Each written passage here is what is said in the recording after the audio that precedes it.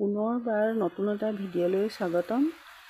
দাইল সদায় একেধৰণে বনাই খাই আমনি লাগে দিয়কচোন।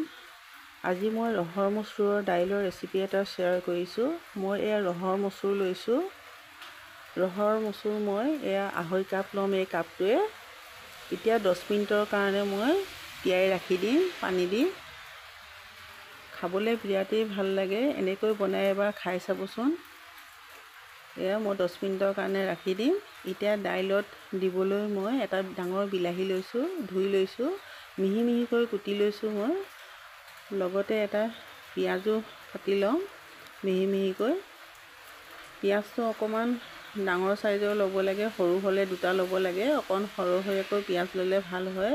নহৰু 6-7 ফুটা লৈছোঁ, মিহি মিহিকৈ কাটি লৈছোঁ। লগতে 2টা শুকান জলকীয়া। এতিয়া কুকাৰত মই সৰিয়হৰ তেল দিছোঁ। গৰম হোৱাৰ লগে লগে শুকান জলকীয়া 2টা ক'লাকৈ ভাজি লৈছোঁ। 5 ফোৰণ এচামুচ দিছোঁ। ফুটি উঠাৰ লগে লগে মই নহৰু আৰু পিঁয়াজৰ টুকুৰাখিনি ঢালি দিছোঁ। লগতে তেজপাত এখিলা দি দিছোঁ। মই অকণমান ৰঙচুৱাকৈ ভাজি হ'লত মই বিলাহীখিনি ঢালি দিছোঁ। বিলাহীখিনি অকণ লৰাই মই দাইলখিনি দি দিছোঁ লগালগ। দাইলখিনি দি মই এতিয়া তল ওপৰ কৰি লৰাই দিছোঁ যাতে মিশ্ৰণখিনি লাগি যায়। এতিয়া সোৱাদ অনুসৰি নিমখ দিছোঁ, হালধি দিছোঁ এচামুচ, জিৰা পাউডাৰ এচামুচ দিছোঁ। আকৌ মই লৰাই দিছোঁ তল ওপৰ কৰি।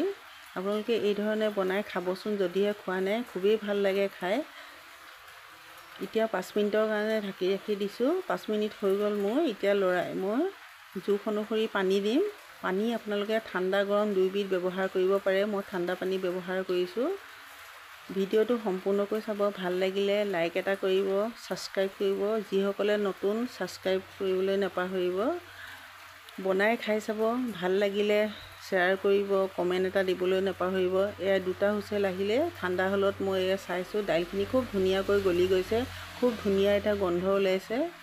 এয়া চাওকচোন, কালাৰটো কিমান ধুনীয়া হৈছে। দেখিবলৈ যিমান ধুনীয়া, খাবলৈও ভাল। আপোনালোকে খাই চাব এবাৰ। খালে বাৰে বাৰে খাই থাকিবলৈ মন যাব। আজিলৈ আহোঁ।